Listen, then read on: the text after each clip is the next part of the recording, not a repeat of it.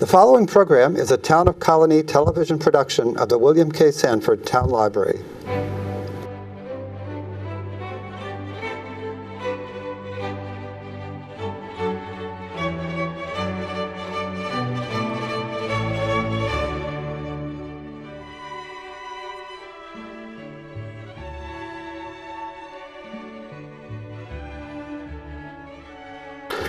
Hi, everyone. Thank you so much for coming. In the spirit of Ruth, can everybody hear me? We're just here going a little. Okay. And Kim made excellent brownies back there. So yes, have please, a brownie. please try them. They are not Ruth's recipe, but I brought them in the spirit of how much she loves to share cooking. Can you hear me still now? All right, there you go. So I don't have to push, thank you. So, again, how many of you have read any of her books, or have any of you read this book?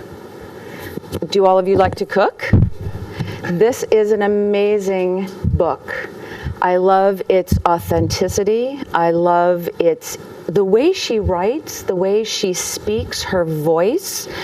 She says, she believes, do you all know anything about her? She was editor-in-chief for Gourmet magazine, and one day she was out on the West Coast. They told her to fly back. She was like, do I really have to? They said yes. She walked into the office and they announced that Gourmet was closing. And within 24 hours, she had to move everything, her life's work, out of her office. And she said, I'm 61 years old. What do I do? You know? And I think many of us at our age, when we have been a professional in something and are passionate about something that we're doing, I mean, she had an unlimited expense account. She could eat at any restaurant anywhere in the world. She got to write about it, and now she finds herself with her retired husband having two homes, a place in Manhattan and a place in upstate New York in the Hudson Valley area.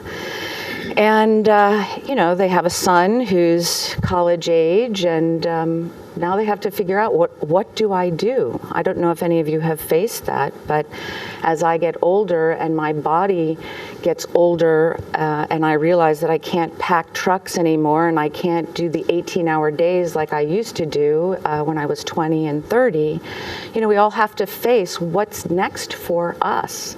And I think what I hear in this and what I feel in this book is her process of going from this high-powered, creative person to a woman who is cooking to save her life and to find out about her life. And not save her life because she's ill, but save her life as a human being. And so she starts cooking. And her husband says, we're going to have to sell one of the properties. Which one do you want to sell? She, of course, wants to stay in New York because she's a New Yorker. And he, of course, wants the tranquility of living in the Hudson River Valley area. And so I don't really know if they sold. Do you know if they sold the apartment in New York? I don't think they did. They rented it out? Yeah. But she spends a year, 4 seasons, at this home, and she does some traveling and does a couple of interviews and things like that. But it's about her process and about what she experienced talking to the fishmonger, to the butcher, to the cheesemaker, to the gardeners, being stuck in a home in the middle of winter with no heat. They have a fireplace, but no stove. She created her kitchen in a U shape, and she was very sweet. She said, I gave myself the view. So they have this gorgeous place, and she would cook, and her guests would face her, and she would be able to look out at the view. And, she talks about this wonderful experience of seeing a moose and just sitting and watching this amazing creature outside her window, and it inspires her to make grilled cheese sandwich, a comfort food.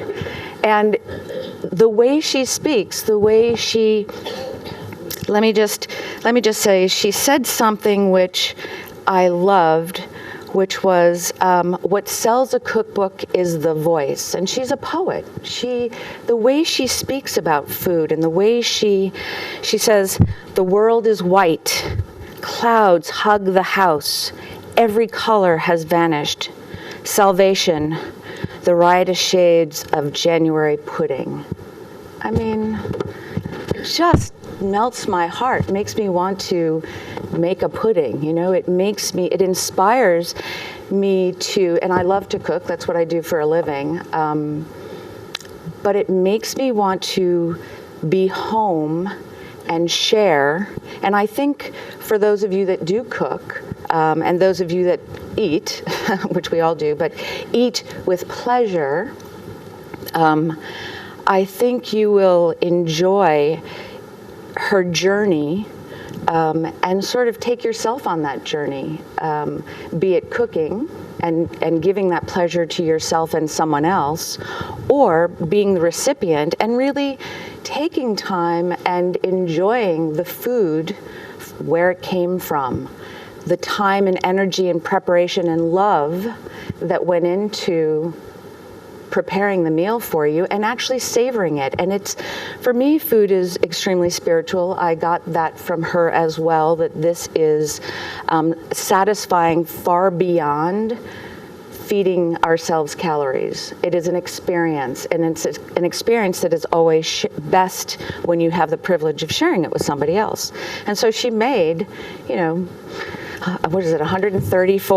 36 meals. I mean, she would cook for her husband and her family 3 meals a day. That's a lot of work. I mean, I don't know if any of you really have done that, but breakfast, lunch, and dinner is a lot of work. And for me, if it's not appreciated, and in this society that we're living in, and in the speed at which we all have to do so many things in a day, being a mother, being a father, having a job, being a single person, doing whatever you are doing, being a grandparent, a great-grandparent, we really don't take the time to sit and enjoy that which is put in front of us that somebody has labored. Now, it is a privilege, and it is expensive to cook good organic food. She talks about a chicken that it was twice the price of the most expensive chicken that she could get in a store. But this butcher was like, I will give you money back if you do not think this is the best chicken you have ever had. And she made chicken fricassee, so it's like, it was all consuming for her. And then she would go away and come back, and as she would sort of smell the smells of New York, she would think about, oh, do I really miss this? And then quickly that would fade, and she would want to get back home. So I loved reading it. I was sharing with Joe that my reading is pretty focused to the food industry and the politics of food, not the politics that's going on in the world right now, but actually the politics of food and starvation, not only 5 minutes from where we are now, but in the world. So that is kind of where my reading and my focus is, and this was such a pleasure. I found it I found it kind of sexy too, and not in a sexual way, but in a expressive and passionate and what's another word for that? Anybody? Perfect. Yeah. Very perfect. Yeah. And it really just sort of made me feel like, okay, I'm going to go home and make this, and I'll have some friends over after I've been standing on my feet for 16 hours. But it sort of invigorates you to do that. Since I've never done this, now what do I do? Do I tell more, or do you have questions? Oh, sure. I started my children when they were very young, and they're now in their 30s, to take and I now know everybody has phones, which is whatever. to take a magic marker and mark off every time they went into the dictionary to look up a new word. And so each girl has their own dictionary from when they were young with all these marks in it. So I have marked up my books. I don't know if that's sacrilegious or not, but I like to do it. So she broke her leg, or her foot, I think it was, and she was really annoyed. And luckily, she was staying with some friends, and she didn't go to the emergency room when it first happened. She waited until the next day, and ended up having to be in recovery and not being able to stand on her foot for like 3 months. And so she was PO'd, to say the least. And so part of her story is how she managed that. She was never a bird watcher, and it was never something that sort of came to her. And now that she had to stay in bed, her cats would nestle with her, and they were so happy that she had given up her human traits. She just was in bed, and they were there purring and nestling with her, and she would watch the birds. And anyway, so she has, it's in the recovery room, still dreaming food, one luscious peach, velvet skin, perfumed flesh, like, juice singing in the mouth, watermelon with cream. Like, I'm hungry, I want to just, she said, a perfect peach is one of the rarest foods on earth, one of the most delicious and one of the most universally acknowledged. Watermelon sundaes, on the other hand, are decidedly underappreciated. I'm going to go just a little bit. Fluffy pink clouds outside my window, tart pleasure of apricot pie, Stella's soft purr, her cat, whirled at my fingertips, stuck in bed, not so bad. Any person in possession of a cat will instantly understand how thrilled mine were of my misfortune. Day after day, they snuggled against me, delighted to discover that I had finally given up my ridiculous human habits. I love that.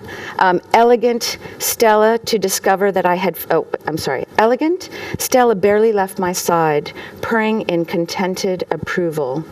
Fat Hallie was happy too, although he thought a few cans of cat food stored beneath my pillow would have greatly improved the situation.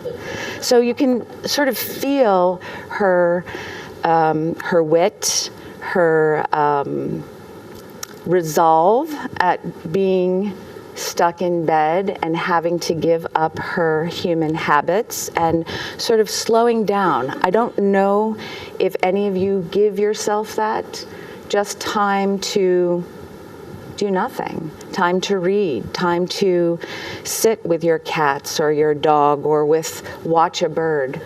I feel like in our society, everybody's got a phone, they've got they're talking on it, they're looking something up, people, I want in my restaurant to be able to tell people, please don't use your cell phone. Like, it's so rude. You see people sitting across from one another, actually texting one another. I mean, is that insane, or am I just not all here? So what I think she is understanding is the beauty of just being quiet, just cooking for herself and her husband, having friends over. I think a real change for her was when she had, first was the shock of Gourmet closing. What do I do? And then the breaking of her foot and having to be off of her foot really gave her pause. And this was never to be a book, to be a cookbook, though this is her first cookbook in 40 years, correct? Yeah. Yeah. Yes? She's so at peace there, but after she was fired, was she angry at all? I mean, what did she go through? Well, I think in this book, she says, and from interviews that I've heard or things I've read about her, I think at first it was shock, like she had lost her best friend, and she had lost the camaraderie of people that were talking to her with the same language.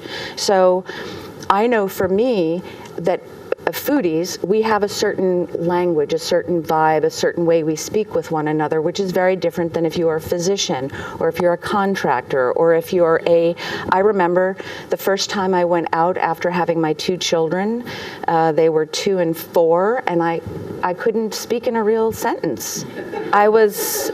I didn't even know, I wasn't used to hearing my voice other than singing or, rocking somebody to sleep. So I can remember just sort of rocking like this and not really knowing how to have a conversation. I think she went through something like that. Anger, she tells a wonderful story about the day after finding out. She's sitting in the airport, and the woman at the counter, she ordered a steak sandwich, and the woman at the counter had said to her, "Is everything all right?" And she sort of said, "Yes," and then she said, "No, not really." And this woman bought her, she was in the Newark airport, this woman actually treated her to this sandwich. And every time she eats a steak sandwich, she remembers this woman, and she in turn did the same thing at a coffee, when she had gone back to New York a year later and was sitting at a counter, and a woman had just lost her job, and she, Ruth left, paid for this woman's breakfast in the hopes of passing that on. And I know I didn't answer your question, but I think, I'm sure she was angry. I mean, how could you not be? I think she was more worried because she's 61. She was a food critic for the LA Times and New York Times. She had been with Gourmet. They closed after almost 70 years. And somebody asked her, would you do it all again? And her instinct was to say, I would have done, she didn't say this out loud, she's thinking this, I would have wanted to save Gourmet. I would have wanted to make sure that we just kept at least the magazine. And then she thought, and she said, no, I wouldn't change anything, because it brought about a new opportunity for her in her life. And so I'm assuming she went through anger, but more I think it was worry and concern about the finances and how do you do this and what is she going to do? And this book actually, when she was writing, was more of a memoir. It was more just a sort of a diary to sort of keep herself sane, and it became a book. And one of the things that I love about this is that her pictures are all authentic. So I take issue with all this photoshopping that goes on. Like I will never, I mean, I have a hard time with this, but I know I've been asked to do TV shows and things like that, and I won't do it because number one, I'm not going to wear makeup, and number two, they're going to shave off 25 pounds off of me, and then you're going to meet me in person, and they're going to be like, oh, well, what happened to you? And it's not real. And I feel like we are lying to ourselves because we should be happy with who we are. Somebody's always going to be thinner, somebody's always going to have more money, and somebody's always going to be smarter than I am. And on the converse, there will be somebody always the opposite of that.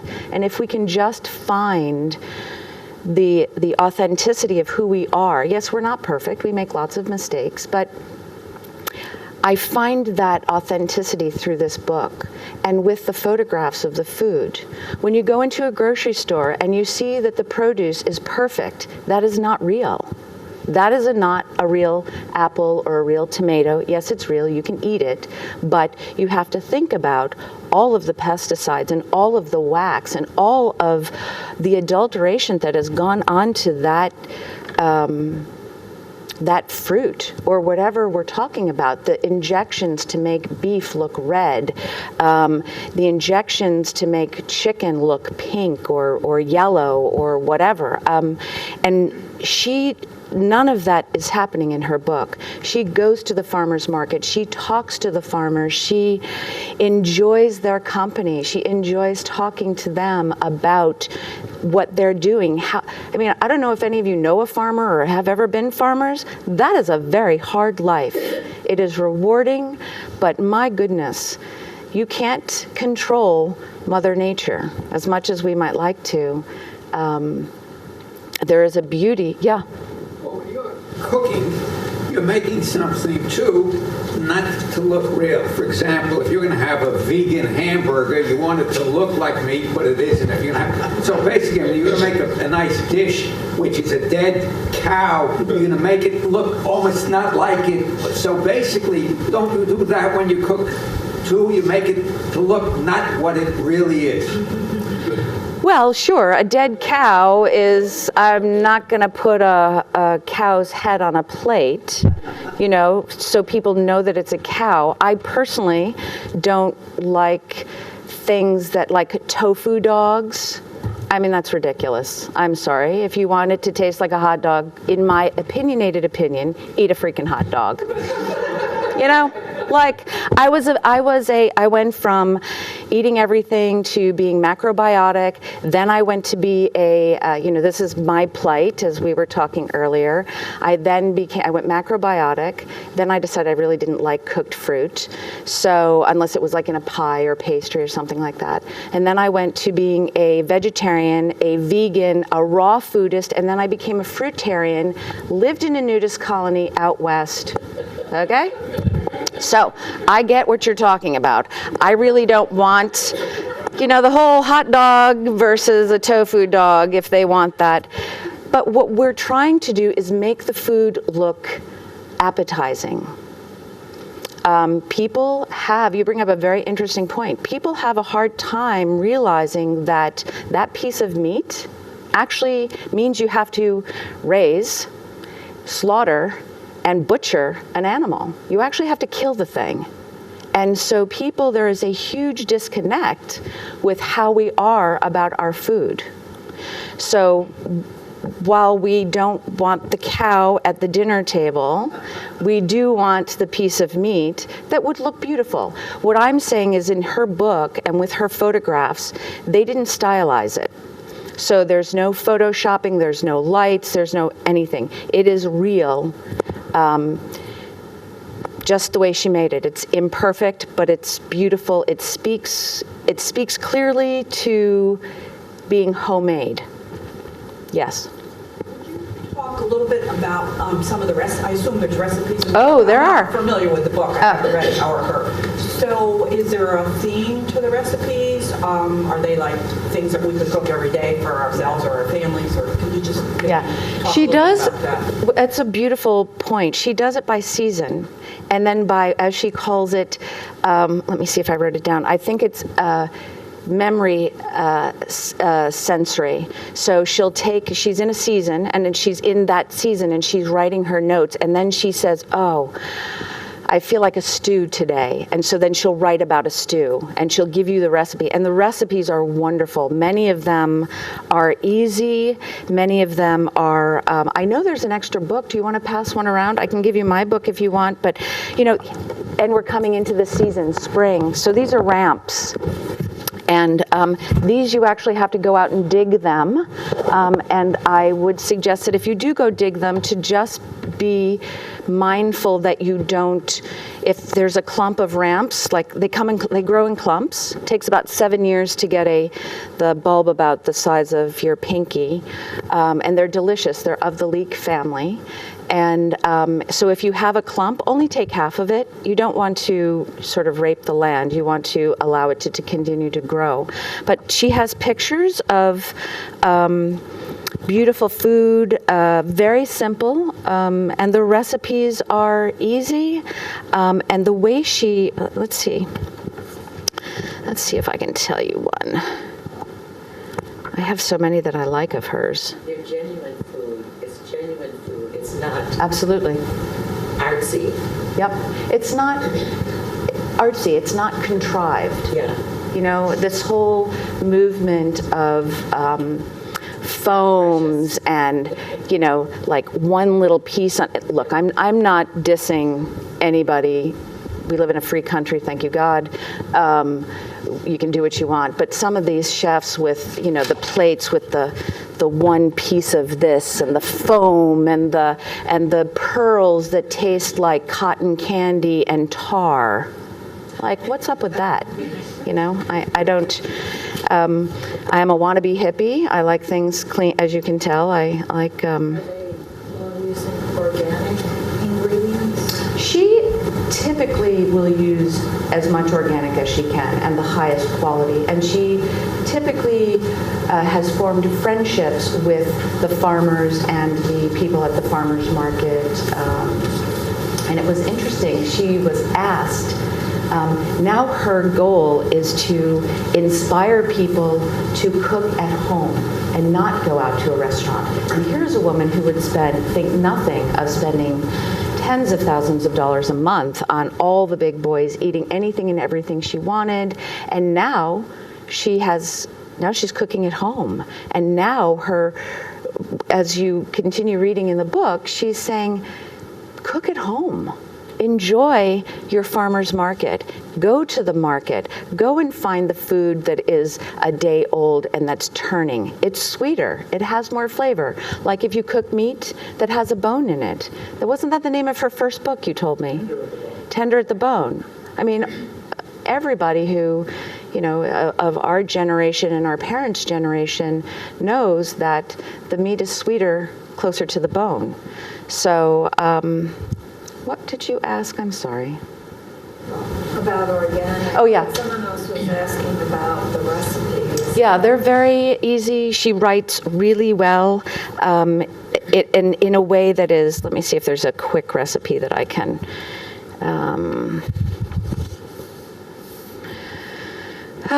What she does is she gives you a shopping list, and then now she takes things to the extreme, like with her chickpeas. She says it's almost like a meditation. She's going to make hummus, which is chickpeas, garlic, lemon, and tahini. And she takes not chickpeas out of a can, but she actually soaks her chickpeas. And she says it's a meditation to take the skin off of the chickpea. And she says it becomes so smooth and silky.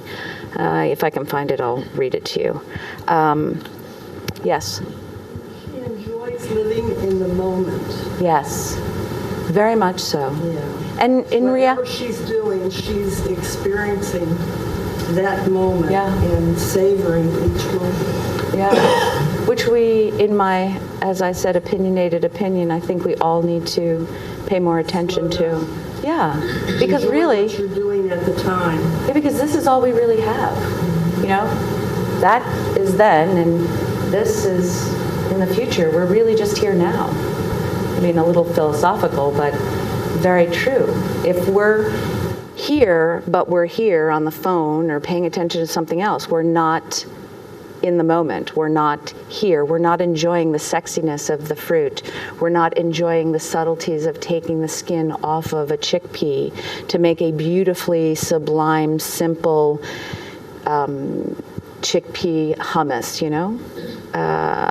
Let's see.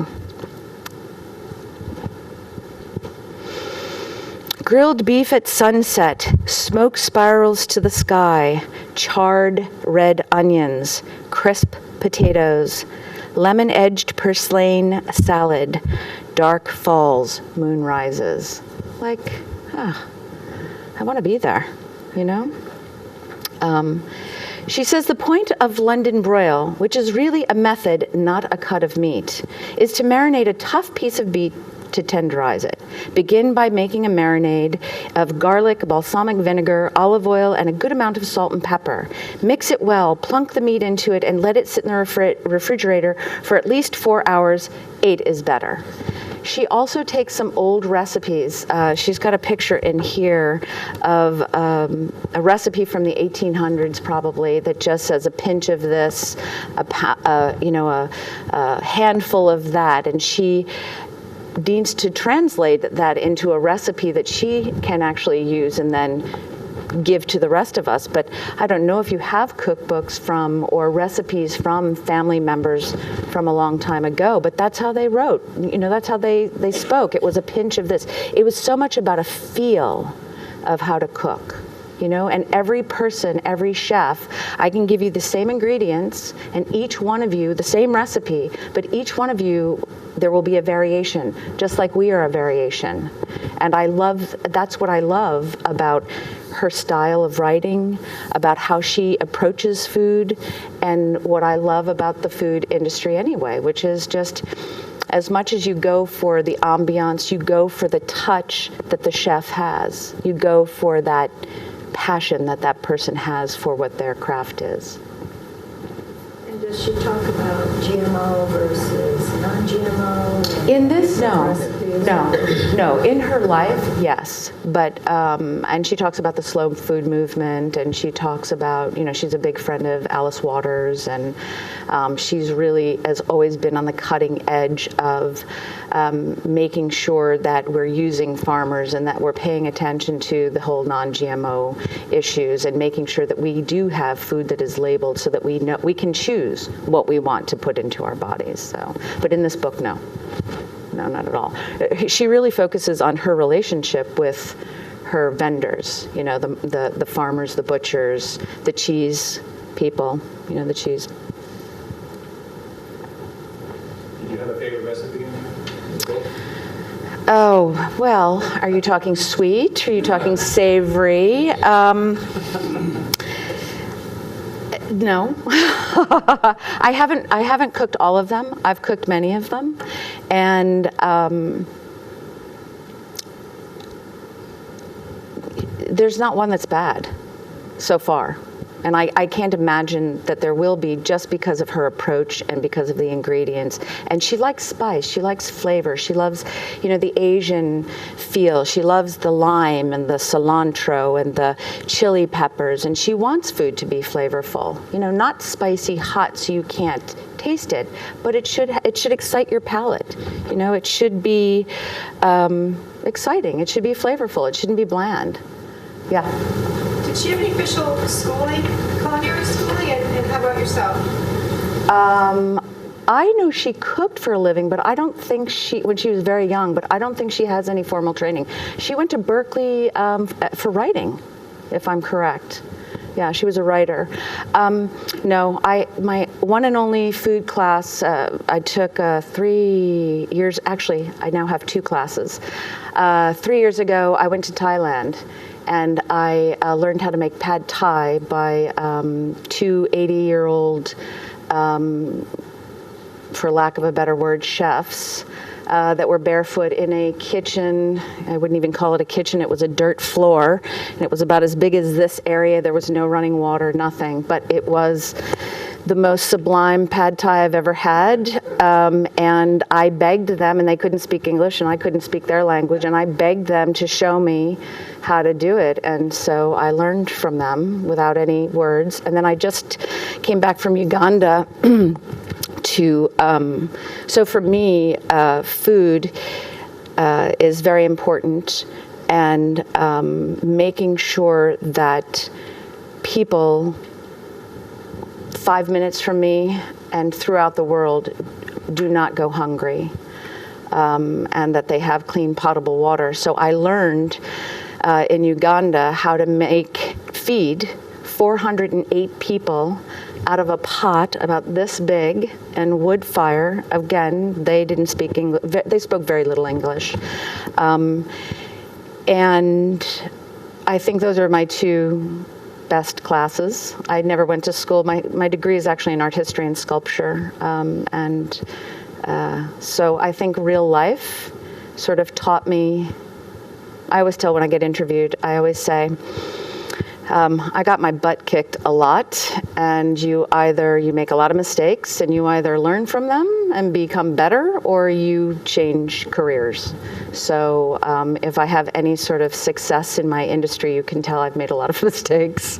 And hopefully those mistakes get less and less as you build your craft. But yeah.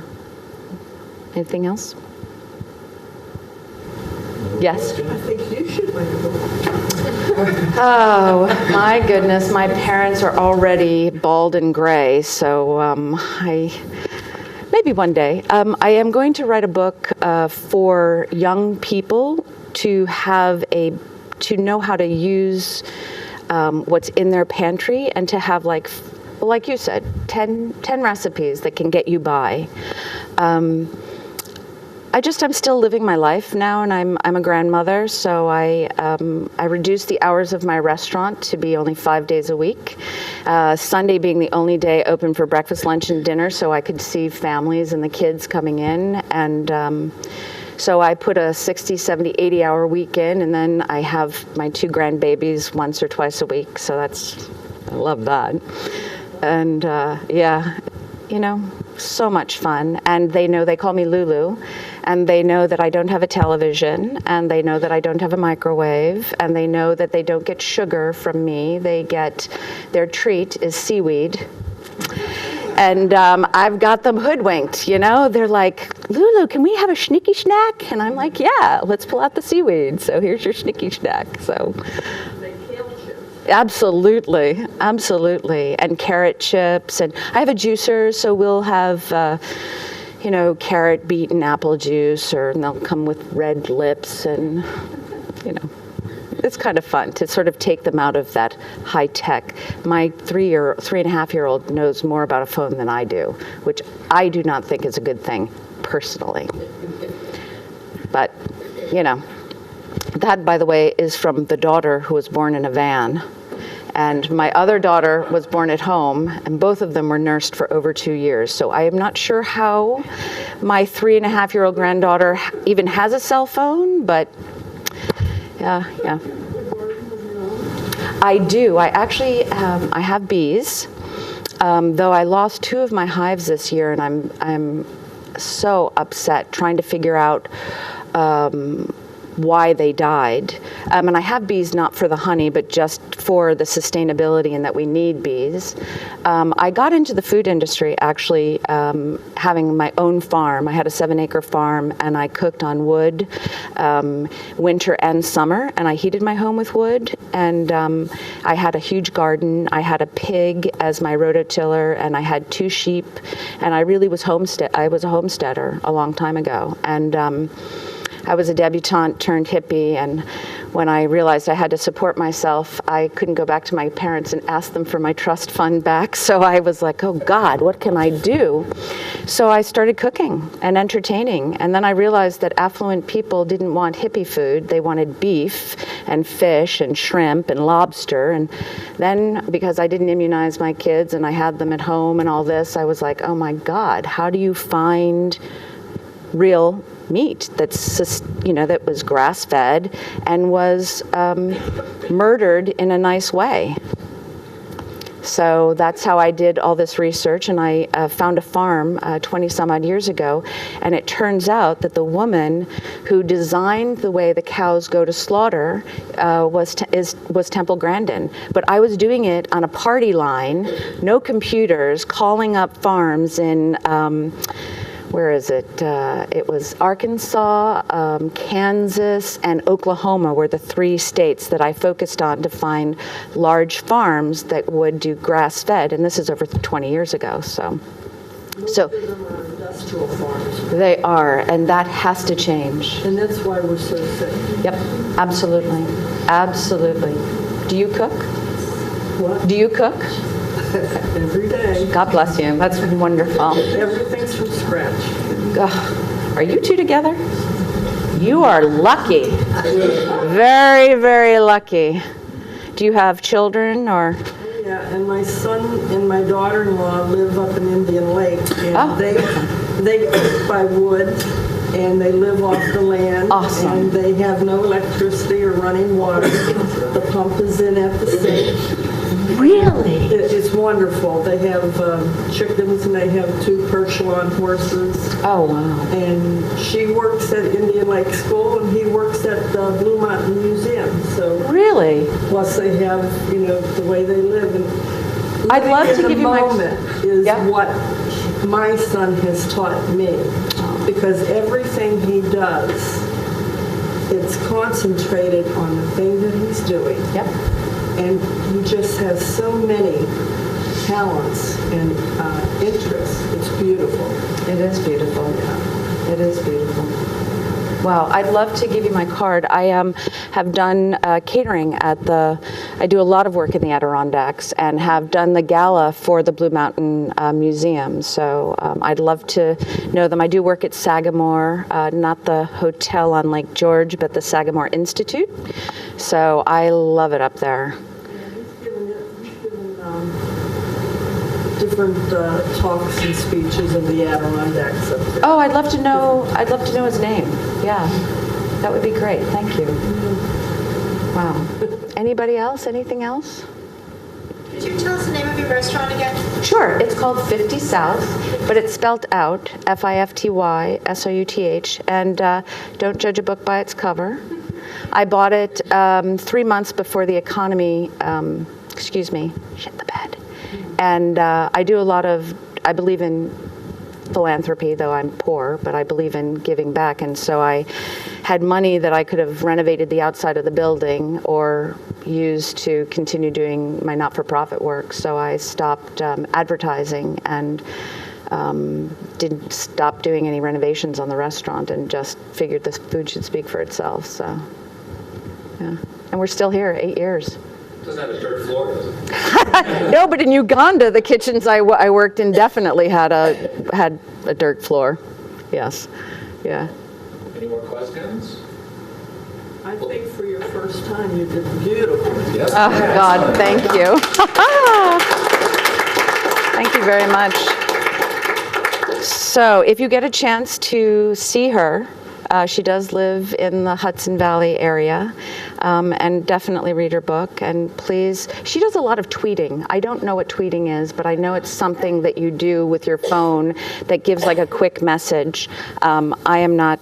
I don't do any of that, but I think she's very responsive to that. And in her book, she would say if she had a question about something, she would tweet it, and then people from all over the world would respond, which I think is very cool. But I don't think I could keep up with that, quite frankly. So, but read her book and cook. It's so much fun. And thank you very much. Thank you.